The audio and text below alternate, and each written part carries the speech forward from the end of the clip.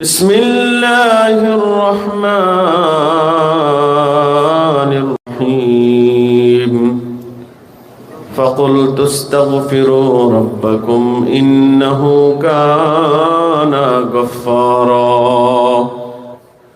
وقال رسول الله صلى الله عليه وسلم قال الله تعالى يا ابن آدم لو بلغت ذنوبك عنان السماء فاستغفرتني فإني أحاذر إليك بغرابها أو كما قال عليه الصلاة والسلام الحمد لله আল্লাহ পাক রব্বুল ইজ্জতের দরবারে অসংখ্য গুণিত শুকরিয়া জ্ঞাপন করি যে আল্লাহ রব্বুল আলামিন আমাদেরকে একজন ওলির চারণভূমিতে জন্মভূমিতে আমাদেরকে কিছুক্ষণ সময় কোরআন ও হাদিসের আলোচনা করার এবং শোনার তৌফিক দান করেছেন। এজন্যই সকলেই অন্তরের অন্তঃস্থল থেকে শুকরিয়া আদায় করে সকলেই পড়ি আলহামদুলিল্লাহ। আমরা জানি আজকের এই মজলিসি জামানা মুজাদ্দিদ সুফি হযরত মাওলানা শাহ সুফি মুফতি আজান গাছি রহমাতুল্লাহ আলাইহি কর্তৃক প্রতিষ্ঠিত উরসুকুল বা দোয়ার মজলিস। হযরত মাওলানা শাহ সুফি মুফতি আজান গাছি রহমাতুল্লাহ আলাইহি তিনি কিছু স্কিমের আলোকেই হাক্কানি আঞ্জুমান প্রতিষ্ঠা করেছেন। জন্মতে একটি হলো 5 ওয়াক্ত নামাজ বিনা কাজে আদায় করা, এরপরে হলো 5 ওয়াক্ত নামাজ শেষে বিনা কাজায় নুরানি করে নিয়ে ওজিফা পাঠ করা। সময়ের এই সংক্ষিপ্ত পরিসরে শুধু একটা বিষয় নিয়ে আমি আপনাদের সম্মুখে আলোচনা করব। আল্লাহ রাব্বুল ইজ্জত হযরত নূহ আলাইহিস সালাতু ওয়াস সালামের কওম যখন গুনাহ করতে করতে নূহ আলাইহিস সালাতু ওয়াস সালামকে কষ্ট দিতে দিতে যখন সীমাতযুক্ত করতেছে, শেষ পর্যন্ত তাদেরকে আল্লাহ একটা সুযোগ দিলেন। নূহ আলাইহিস সালাতু ওয়াস সালাম কওমকে বললেন, নূহ তুমি তোমার কওমকে বলো তারা যেন বেশি বেশি ইস্তিগফার পাঠ করে। ফাকুলতু ইস্তাগফিরু রাব্বাকুম ইন্নাহু কানা গফফারা। আল্লাহ পাক রব্বুল আলামিন বলেন, হে নবী আপনি আপনার কওমকে বলে দিন তারা যেন বেশি বেশি ইস্তিগফার করে, ক্ষমা প্রার্থনা করে। যদি তারা বেশি বেশি ইস্তিগফার ক্ষমা প্রার্থনা করে তাহলে আমি আল্লাহ তাদেরকে সমস্ত গুনাহ খাতাগুলো আমি মাফ করে দিব। এর পরিপ্রেক্ষিতে তিরমিজি শরীফের একটি হাদিস, আল্লাহর হাবিব সাল্লাল্লাহু আলাইহি ওয়াসাল্লাম, হাদিসে কুদসি, আল্লাহর হাবিব সাল্লাল্লাহু আলাইহি ওয়াসাল্লাম হাদিসের মধ্যে ইরশাদ করেন, আল্লাহ পাক রব্বুল আলামিন বলতেছেন, ইয়া ইবনে আদম ইন্নাকা মা রাজাউতানি ওয়া দাআউতানি, যে হে বনি আদম। হাদিসটির বাংলা অর্থ হলো এরকম যে হে বনি আদম, তুমি যতক্ষণ পর্যন্ত আমাকে আমার প্রতি তুমি আশা পোষণ রাখবে এবং আমাকে ডাকবে ততক্ষণ পর্যন্ত আমি তোমাকে ক্ষমা করতে থাকবো। সুবহানাল্লাহ পড়তেন না? তুমি যতক্ষণ পর্যন্ত আমাকে ডাকতে থাকবে এবং আমার প্রতি তুমি আশা পোষণ রাখবে, এই জন্য নিরাশ হওয়া যাবে না। লা তাকনাতু মির রাহমাতিল্লাহ, তোমরা আল্লাহর রহমত হতে আল্লাহর মাগফিরাত হতে নিরাশ হয়ো না। কারণ আল্লাহ বলছেন তুমি যত বড় গুনাহগার হয়ে থাকো, যেমন এই যে ইস্তিগফার, আমার সুফি আজান গাছি রহমাতুল্লাহ 5 ওয়াক্ত নামাজের পরে ইস্তিগফার একটা কত বড় একটা যে আমল, নিয়মিত ইস্তিগফার আমল করার যে কত ফজিলত। যেমন এই হাদিসের মধ্যে আল্লাহ বলতেছেন যে হে বনি আদম, তোমার গুনাহ যদি লাউ বালাগাত যুনুবুকা আনানাস সামা, তোমার গুনাহ যদি আসমান সমপরিমাণ হয়ে যায়, জমিন থেকে নিয়ে একদম কোন পর্যন্ত, আসমান পর্যন্ত তোমার গুনাহ পৌঁছে যায়, সুম্মা আতাইতানি ওয়াস্তাগফারতানি, অতঃপর তুমি আমার কাছে আসছো এবং আমার কাছে ক্ষমা প্রার্থনা করছো। আল্লাহর জবানের কথা, হাদিসে কুদসি মানে কি আল্লাহর জবানের কথা।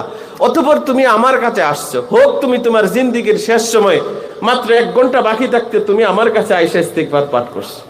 আল্লাহ তো এত গাফফার, ইন্নাহু কানা গাফফারা, আল্লাহ বলছেন এত উদ্ধত আচরণ করার পর নূহ আলাইহিস সালাতু ওয়াস সালামের প্রতি এত অত্যাচার স্টিম রোলার চালানোর পরেও নূহ আলাইহিস সালাতু ওয়াস সালামের কওমকে বলতেছেন, নূহ তুমি তোমার কওমকে শেষ পর্যন্ত একটা সুযোগ দাও, যদি তারা আমার কাছে ক্ষমা প্রার্থনা করে, এই যে এত দুষ্টুমি করেছে, এই যে আপনার প্রতি এত অসৎ আচরণ করেছে, আপনাকে জুলুম করেছে, যদি তারা ইস্তিগফার করে আমার কাছে যদি তারা ক্ষমা চায়, তাহলে আমি আল্লাহ আমার পরিচয় দিতেছি, ইন্নাহু কানা গাফফারা, আমি আল্লাহ ক্ষমাশীল হয়ে তাদের গুনাহ মাফ করে দেব।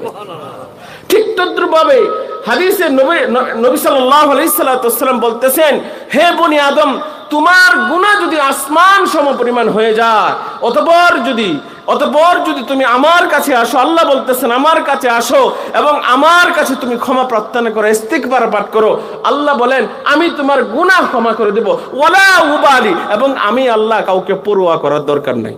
আছে আমাকে যদি আমাকে যদি আমি এত গুনাহ করছি, আপনি এত গুনাহ করছেন, আমরা এত গুনাহ করছি, আল্লাহ যদি ক্ষমা করে দেয়, কারো কি কোনো প্রশ্ন থাকতে পারে? আল্লাহ যদি ক্ষমা করে দেয়, আবার বলতেছেন, হে বনি আদম, তোমার গুনাহ যদি জমিন পরিমাণ বিস্তৃত সমপরিমাণ হয়ে যা, গোটা জমিন সমপরিমাণ যদি তোমার গুনাহ হয়ে যা, লাউ বালাগাত যুনুবুকা বিকুরাবিল আরদি, যদি তোমার গুনাহ যদি জমিনের বিস্তৃত সমপরিমাণও গুনাহ হয়ে যা, অতঃপর যদি তুমি আমার কাছে আসছো এবং ইস্তিগফার পাঠ করছো, জমিন সমপরিমাণ ক্ষমা আমি তোমার নিকট নিয়ে উপস্থিত হয়ে যাও। তবে শর্ত হলো একটা, যে ওয়ালাম মিশরিকনি, যদি তুমি আমার সাথে শিরিক না করে থাকো, যদি আমার সাথে তুমি কাউকে অংশীদারিত্ব না করে থাকো, তাহলে আমি আল্লাহ তোমার কাছে সেই পরিমাণ ক্ষমা নিয়ে যদি ইস্তিগফার পাঠ করো, আমি সেই পরিমাণ ক্ষমা নিয়ে আমি তোমার কাছে উপস্থিত হয়ে যাব। ঘটনার দলিল আল্লাহর হাবিব সাল্লাল্লাহু আলাইহি ওয়াসাল্লামের জামানায় হযরত ওমর ফারুক রাদিয়াল্লাহু তাআলা আনহু, তিনি একদিন রাসূলের দরবারে যাচ্ছেন। যাওয়ার সময় একটা যুবক দেখতেছে কান্না করতেছে। ওমর ফারুক রাদিয়াল্লাহু তাআলা আনহু যুবকের কান্না দেখে তিনার চোখে কান্না চলে আসলো। যুবককে জিজ্ঞাসা করতেছেন, ও যুবক, তুমি কেন কান্না করতেছো? যুবক বলল, হে ওমর, আমি এমন একটা গুনাহ করেছি যে গুনাহ থেকে হয়তো আমি আর কোনোদিন ক্ষমা পাবো না। তিনি বললেন, তুমি কি গুনাহ করেছো? যুবক বললেন, আমি মদিনায় নিয়মিত কাফন চুরি করি, কিন্তু গত রাত্রে আমি এমন একটা কবরে ঢুকেছি, যে কবরে গিয়ে দিকে একজন সুন্দরী পরমা কবরের ভিতরে দাফনকৃত অবস্থা রয়েছে। যখন আমি তাকে দেখলাম, আমি আমার যৌন চাহিদা আমি সেটাকে নিবৃত রাখতে পারি নাই, আমি তার সাথে গুনাহে লিপ্ত হয়ে যাই, অর্থাৎ আমি তার সাথে জিনার মধ্যে লিপ্ত হয়ে যাই। যুবক ওমর ফারুক রাদিয়াল্লাহু তাআলা আনহু বললেন, চলো তুমি আমার সাথে নবীর দরবারে চলো। ওই যুবক যখন নবীর কাছে গেলেন, ওমর ফারুক রাদিয়াল্লাহু তাআলা আনহু বললেন, আপনি আল্লাহর হাবিবের কাছে আপনার গুনার কথা আপনি বর্ণনা করেন, তিনি হয়তোবা কোনো একটা পথ বাতলিয়ে দিবেন। আল্লাহর হাবিব সাল্লাল্লাহু আলাইহি ওয়াসাল্লামের কাছে যুবক যখন তার গুনার কথা বলল, গুনার কথা বলার পর আল্লাহর হাবিব সাল্লাল্লাহু আলাইহি ওয়াসাল্লাম ওই যুবক থেকে মুখ ফিরিয়ে নেয় এবং বললেন, তুমি কত বড় গুনাহ করেছো। হাই, এই ঘটনার বিবরণ দেওয়ার পর ওই যুবক যখন আল্লাহর হাবিব যখন তার থেকে মুখ ফিরিয়ে নিছেন, যুবক পাহাড়ের ভিতরে চলে গেছে দৌড়ে। পাহাড়ে গিয়া যুবক আল্লাহর কাছে এই বাক্যগুলা ক্ষমা প্রার্থনা করতেছিল, আল্লাহুম্মা আনতা রাব্বি লা ইলাহা ইল্লা আনতা খালাকতানি وأنا أعبدك وأنا على عهدك ووعدك ما استطعت أعوذ بك من شر ما صنعت أبوء لك بنعمتك علي وأبوء بذنبي فاغفر لي فإنه لا يغفر الذنوب إلا أنت। আল্লাহর কাছে এই বাক্যগুলা পরে ক্ষমা প্রার্থনা করতেছিল, যেটাকে বলা হয় সাইয়্যিদুল ইস্তিগফার। তিনি ইস্তিগফার পাঠ করতেছেন, এরকম ইস্তিগফার পাঠ করতেছেন। ইস্তিগফার পাঠ করার পর 40 দিন পর্যন্ত ইস্তিগফার পাঠ করেছে। 40 দিন পর্যন্ত ইস্তিগফার পাঠ করার পর আল্লাহর হাবিবের কাছে জিবরাইল আমিনকে আল্লাহ পাক রব্বুল আলামিন পাঠিয়ে দিলেন। পাঠিয়ে দিয়ে বলতেছেন, ও জিবরাইল, আমার হাবিবকে বলো এই तमाम জমিনের মধ্যে যত মাখলুক আছে সমস্ত মাখলুককে রিজিককে প্রদান করে আল্লাহর হাবিব নিঃসন্দেহে উত্তর দিন আল্লাহ।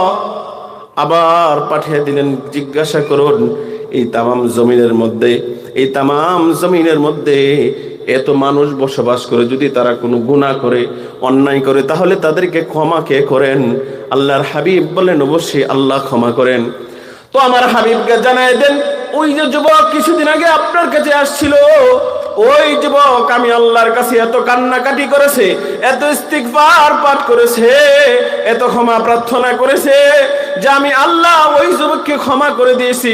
আল্লাহর হাবিবকে এই সংবাদটা পৌঁছান, যেন আমার হাবিবের দরবারে যেন সে ইস্তিগফার পাঠ করার কারণে যে মাপ পেয়েছে, আল্লাহর হাবিব যেন তার দরবারে ফিরে আসে। যুবককে সংবাদ দিলেন আল্লাহর হাবিব, আপনি এত ইস্তিগফার পাঠ করেছেন, আল্লাহর কাছে এত ক্ষমা প্রার্থনা করেছেন, জিবরাইল আমিন আমার কাছে সংবাদ পৌঁছায় দিয়েছেন যে আল্লাহ পাক রব্বুল আলামিন আপনার সমস্ত গুনাহ খাতাগুলো মাফ করে দিয়েছেন।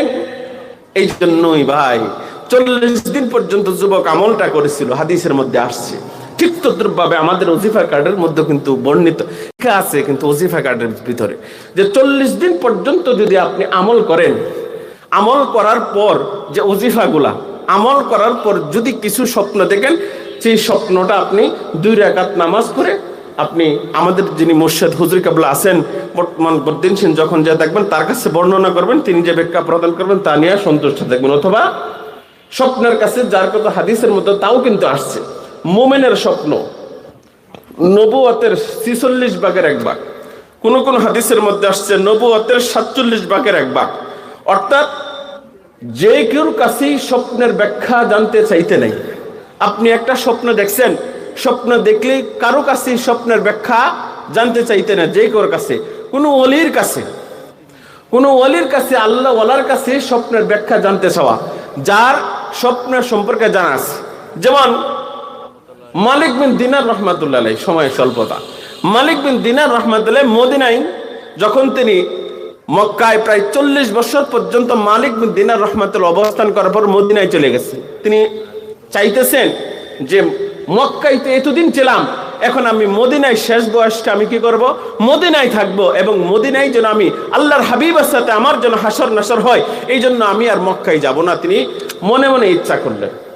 মালিক বিন দিনার রহমাতুল্লাহ আলাইহি এই ইচ্ছা করার পর বয়স শেষ সময়ে তিনি যখন হজ্জের সময় আসলো, সকলেই যখন সাদা ইহরামের কাপড় পরে যখন মক্কায় গমন করতেছেন, আল্লাহর ঘরের প্রেম তার ভিতরে এত জাগতেছে, তিনি আল্লাহর কাছে আবার দরখাস্ত পেশ করতেছেন, আল্লাহ আপনার ঘরের প্রেম তো আমার ভিতরে উতাল পাতাল করতেছে, আমি তো আবার ঘরে যাইতে চাই।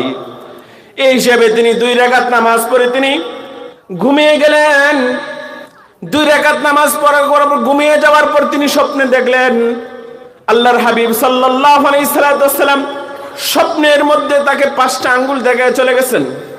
মালিক বিন দিনার রহমাতুল্লাহি আলাইহি 5টা আঙ্গুল যখন দেখে চলে গেলেন, পেরেশানির মধ্যে পড়ে গেলেন।